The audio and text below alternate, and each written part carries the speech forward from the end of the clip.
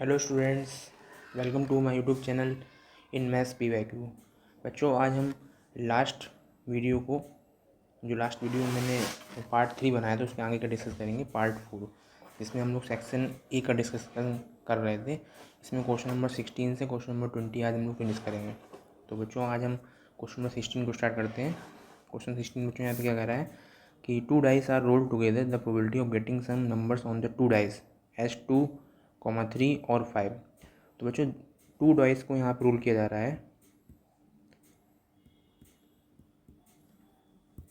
तो आपको पता है कि जब भी हम 2 डाइस को रोल आउट करते हैं तो टोटल जो आउटकम्स होते हैं वो 36 होते हैं। ये हमें पता है भी। अगर एक डाइस होता है रोल करने पे तो 6 की पावर n बच्चों फॉर्मूला होता है। उसमें अगर n अगर वन टाइम्स एक डाइस है तो टोटल आउटकम 6 हो जाते हैं यहाँ बच्चों। अगर यहाँ पे 2 डाइस होंगे तो 6 की power 2, it mean total outcome 36 हो जाएंगे।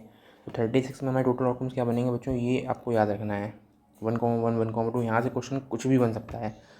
तो बच्चों यहाँ पे हमसे जो प्रोबेबिलिटी पूछी गई है वो इवेंट दी गई 2 डाइस है सम बच्चों हमको यहाँ पे चाहिए 2, 3 और 5 का।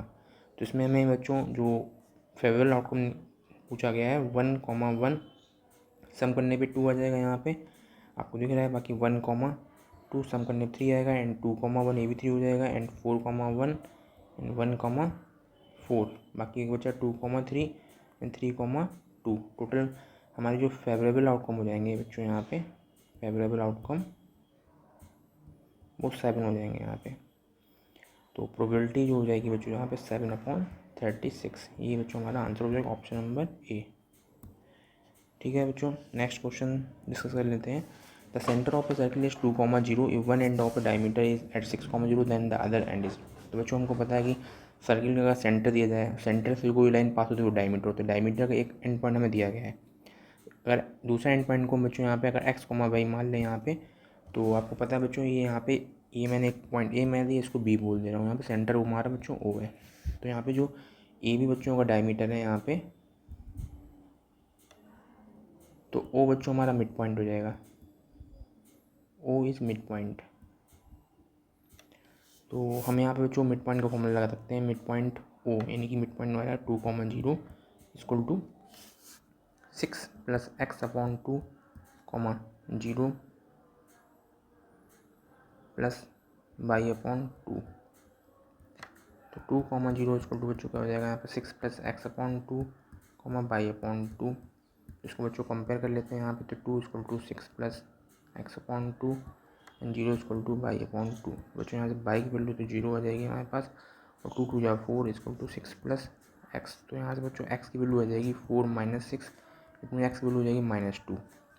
तो बच्चों दूसरा एंड पॉइंट जो आएगा माइनस का 2,0, it mean option number C हमारा बच्चों यहाँ पे बिल्कुल करेक्ट हो जाएगा।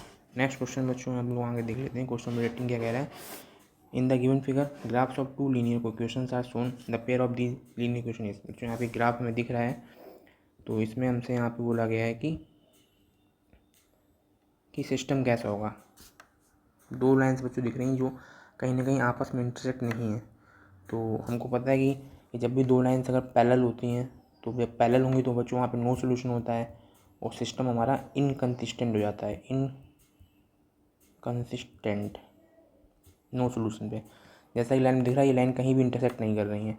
अब इसमें बच्चों हमारा कंसिस्टेंट वाला तो ऑप्शन हो नहीं सकता है यहाँ पे। ठीक है, अब 2 ऑप्शन आ रहे हैं, inconsistent and inconsistent but can be made consistent by extending the line. अब बच्चों ये जो लाइन्स दी गई एक्चुअली में ये पैरेलल नहीं दिख रही हैं, हमें पता चल रहा है यहाँ पे। इसको जब भी हम एक्सटेंड कर देंगे कहीं ना कहीं तो हो सकता है आगे चल के कहीं ना कहीं काट जाएँ। तो इसका बेस्ट आंसर हो जाएगा ऑप्शन के हिसाब से ऑप्शन नंबर डी हो जाएगा बच्चों। तो करेक्ट ऑप्शन नंबर डी इसका सही हो जाएगा। नेक्स्ट क्वेश्चन बच्चों पढ़ लेते हैं। एसेसन रीजन का सवाल आया हुआ था, इसमें एसेसन दिया गया बच्चों, the tangent drawn at end points of diameter of circle are parallel. तो बच्चों को ये चीज़ पहले से पता है कि डायमीटर अगर दिया गया हमें यहाँ पे बच्चों सेंटर है, ये डायमीटर दिया, डायमीटर के अगर एंड पॉइंट पे हम लोग यहाँ पे टेंजेंट ड्रॉ कर दें तो टेंजेंट दिए हमेशा किसके होते हैं बच्चों, ये पैरेलल ही होते हैं। ये एक थ्योरम भी है हमारे पास, तो डायरेक्ट बिल्कुल सही हो जाएगा हमारे पास। सेकंड रीजन कह रहे diameter of circle is the longest order, तो ये बात भी बिल्कुल सही है बच्चों। बट ये करेक्ट रीजन नहीं हो सकता बच्चों, ये रीजन इसका नहीं है। यहाँ पे दोनों ही सही हैं बट इसका रीजन नहीं है। Both A and R true but R is correct R is not correct expression of B assertion, ये सही हो जाएगा बच्चों। नेक्स्ट क्वेश्चन बच्चों यहाँ बेस्ट कर लेते हैं। If the graph of polynomial touches x axis at only one point then the polynomial can not be quadratic polynomial. कह रहा है कि बच्चों कोई पॉलिनोमियल जो दिया गया है वो एक्स एक्सिस को अगर एक पॉइंट टच कर रहा है then the polynomial can not be quadratic, कह रहा है कि वो क्वाड्रेटिक नहीं हो सकता है।